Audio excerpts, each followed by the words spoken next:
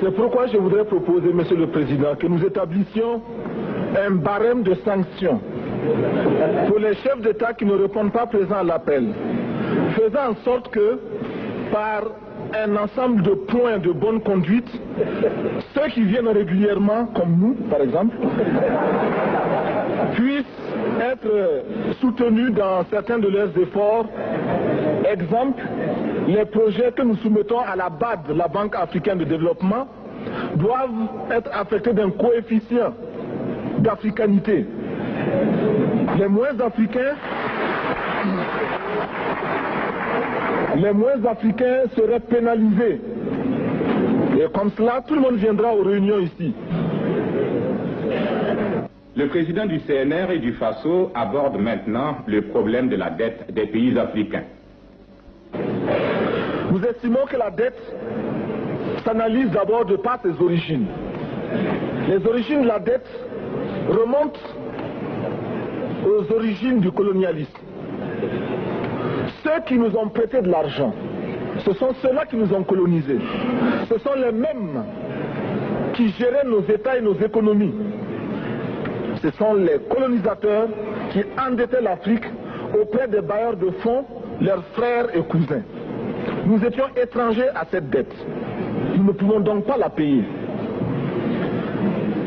La dette, c'est encore le néocolonialisme où les colonisateurs se sont transformés en assistants techniques. En fait, nous devrions dire qu'ils se sont transformés en assassins techniques. Et ce sont eux qui nous ont proposé des sources de financement, des bailleurs de fonds internes que l'on emploie chaque jour, comme s'il y avait des hommes dont le bâillement suffisait à créer le développement chez les autres. Ces bailleurs de fonds nous ont été conseillés, recommandés. On nous a présenté des montages financiers alléchants, des dossiers. Nous nous sommes endettés pour 50 ans, 60 ans, même plus. C'est-à-dire que l'on nous a amenés à compromettre nos peuples pendant 50 ans et plus. Mais la dette, c'est sa forme actuelle. Contrôlée, dominée par l'impérialisme. Une reconquête savamment organisée pour que l'Afrique, sa croissance, son développement obéissent à des paliers, à des normes qui nous sont totalement étrangères, faisant en sorte que chacun de nous devienne l'esclave financier, c'est-à-dire l'esclave tout court, de ceux qui ont eu l'opportunité, la ruse, la fourberie de placer les fonds chez nous avec l'obligation de rembourser. On nous dit de rembourser la dette. Ce n'est pas une question morale. Ce n'est pas une question de ce prétendu honneur que de rembourser ou de ne pas rembourser.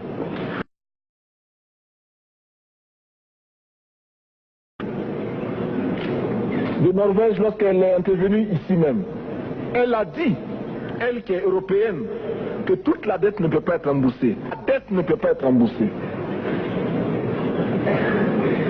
La dette ne peut pas être remboursée parce que, d'abord, si nous ne payons pas, nos bailleurs de fonds ne mourront pas. Soyons-en sûrs. Par contre, si nous payons, c'est nous qui allons mourir. Soyons-en sûrs également. Ceux qui nous ont amenés, ceux qui nous ont conduits à l'endettement, ont joué comme dans un casino. Tant qu'ils gagnaient, il n'y avait pas de débat. Maintenant qu'ils ont perdu au jeu, ils nous exigent le remboursement. Et l'on parle de crise. Non, Monsieur le Président, ils ont joué, ils ont perdu, c'est la règle du jeu. La vie continue.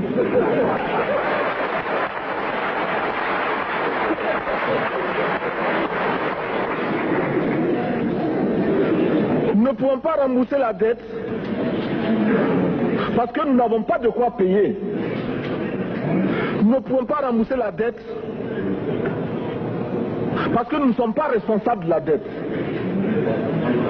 Nous ne pouvons pas payer la dette parce qu'au contraire les autres nous doivent ce que les plus grandes richesses ne pourront jamais payer, c'est-à-dire la dette de sang. C'est notre sang qui a été versé. On parle du plan Marshall qui a refait l'Europe économique, mais on ne parle jamais du plan africain qui a permis à l'Europe de faire face aux hordes hitlériennes lorsque leur économie était menacée, leur stabilité était menacée. Qui a sauvé l'Europe? C'est l'Afrique. On en parle très peu. On en parle si peu que nous ne pouvons pas, nous, être complices de ces silences ingrats. Si les autres ne peuvent pas chanter nos louanges, nous avons au moins le devoir de dire que nos pères furent courageux et que nos anciens combattants ont sauvé l'Europe et finalement ont permis au monde de se débarrasser du nazisme.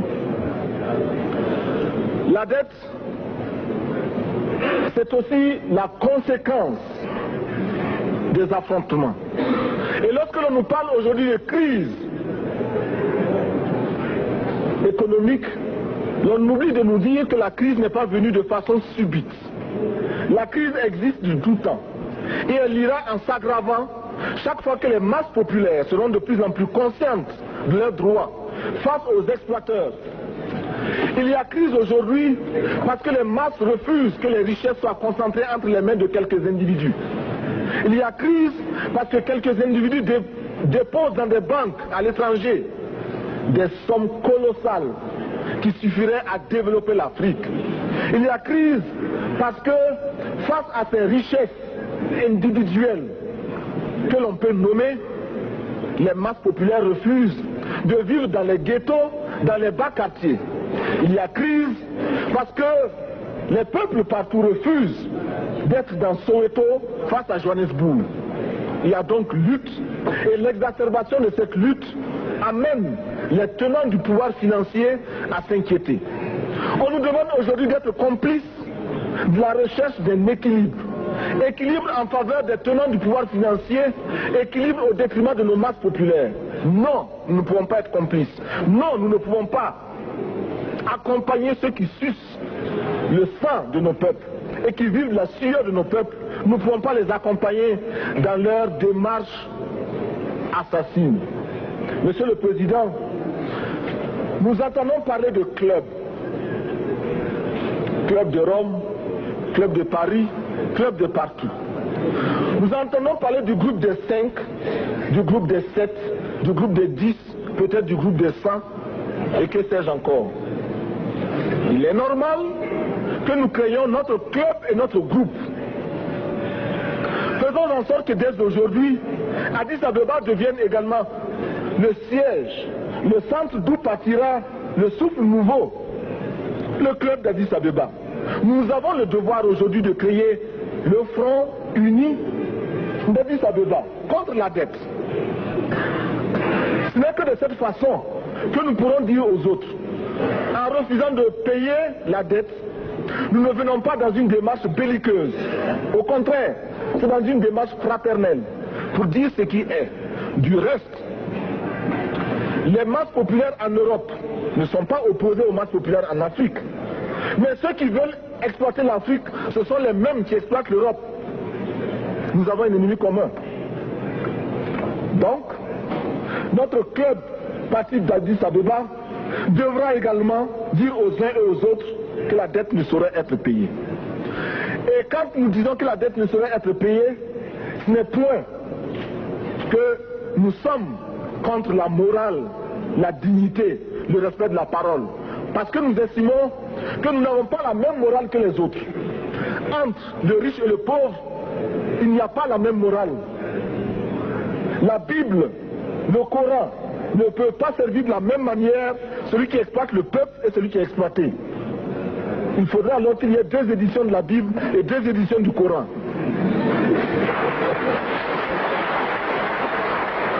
Nous ne pouvons pas accepter qu'on nous parle de dignité. Nous ne pouvons pas accepter que l'on nous parle de mérite de ceux qui payent et de perte de confiance vis-à-vis de ceux qui ne paieraient pas.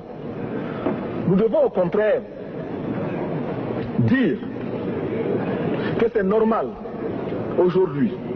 Nous devons au contraire reconnaître que les plus grands voleurs sont les plus riches. Un pauvre, quand il vole, ne commet qu'un larcin ou une peccadille, tout juste pour survivre par nécessité. Les riches, ce sont eux qui volent le fisc, les douanes et qui exploitent les peuples. Monsieur le Président, ma proposition ne vise pas simplement à provoquer ou à faire du spectacle. Je voudrais dire ce que chacun de nous pense et souhaite. Qui ici ne souhaite pas que la dette soit purement et simplement effacée? Celui qui ne le souhaite pas, il peut sortir, prendre son avion et aller tout de suite à la Banque mondiale payer.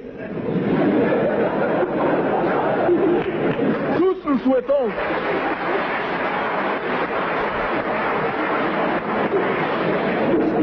ma proposition n'est pas non plus, je ne voudrais pas que l'on prenne la proposition du Burkina Faso comme celle qui viendrait de la part de jeunes sans maturité, sans expérience. Je ne voudrais pas non plus que l'on pense qu'il n'y a que les révolutionnaires à parler de cette façon. Je voudrais que l'on admette que c'est simplement l'objectivité et l'obligation. Et je peux citer, dans les exemples de ceux qui ont dit de ne pas payer la dette, des révolutionnaires comme des non-révolutionnaires, des jeunes comme des vieux. Je citerai par exemple, Fidel Castro a déjà dit de ne pas payer. Il n'a pas mon âge, même s'il est révolutionnaire. Mais je pourrais citer également François Mitterrand, qui a dit que les pays africains ne peuvent pas payer, les pays pauvres ne peuvent pas. Je pourrais citer Madame le Premier ministre. Je ne connais pas son âge et je m'en voudrais de le lui demander. Mais c'est un exemple. Je voudrais citer également le président Félix Houphouët-Boigny. Il n'a pas mon âge. Cependant, il a déclaré officiellement, publiquement, qu'au moins pour ce qui concerne son pays, la Côte d'Ivoire ne peut pas payer. Or, la Côte d'Ivoire est classée parmi les pays les plus aisés d'Afrique, au moins d'Afrique francophone. C'est pourquoi d'ailleurs il est normal qu'elle paye plus en contribution ici. Mais, Monsieur le Président, ce n'est donc pas de la provocation. Je voudrais que très sagement, vous nous offriez des solutions. Je voudrais que notre conférence adopte la nécessité de dire clairement que nous ne pouvons pas payer la dette. Non pas dans un esprit belliqueux, belliciste. Ceci pour éviter que nous n'allions individuellement nous faire assassiner. Si le Burkina Faso tout seul refuse de payer la dette, je ne serai pas là à la prochaine conférence. Par contre, avec le soutien de tous, dont j'ai besoin,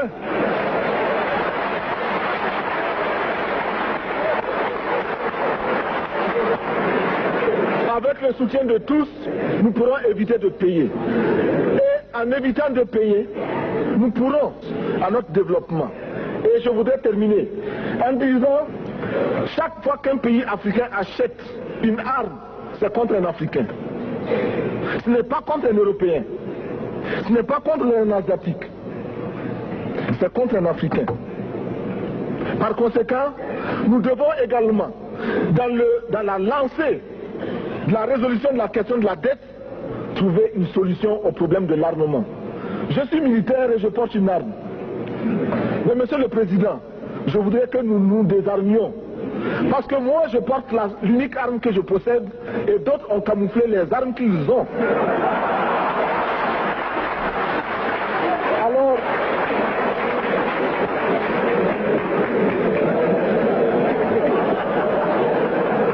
Alors, chers frères, avec le soutien de tous, nous pourrons faire la paix chez nous. Nous pourrons également utiliser ces immenses potentialités pour développer l'Afrique, parce que notre sous-sol sont riches. Nous avons suffisamment de bras et nous avons un marché immense très vaste, du nord au sud, de l'est à l'ouest. Nous avons suffisamment de capacités intellectuelles pour créer, ou tout au moins prendre la technologie et la science partout où nous pourrons les trouver. Monsieur le Président, faisons en sorte que nous mettions au point ce front uni d'Addis Abeba contre la dette. Faisons en sorte que ce soit à partir d'Addis Abeba que nous décidions de limiter la course aux armements entre pays faibles et pauvres. Les gourdins et les coutelas que nous achetons sont inutiles. Faisons en sorte également que le marché africain soit le marché des Africains. Produire en Afrique, transformer en Afrique et consommer en Afrique. Produisons ce dont nous avons besoin et consommons ce que nous produisons au lieu d'importer. Le Burkina Faso est venu vous exposer ici la cotonnade produite au Burkina Faso, tissée au Burkina Faso, cousue au Burkina Faso pour habiller les Burkinabés. Ma délégation et moi-même, nous sommes habillés par nos tisserands, nos paysans. Il n'y a pas un seul fil qui vienne de l'Europe ou de l'Amérique. Je ne fais pas un défilé de mode, mais je voudrais simplement dire que nous devons accepter de vivre africain. C'est la seule façon de vivre libre et de vivre digne. Je vous remercie, Monsieur le Président. La patrie ou la mort, nous vaincrons.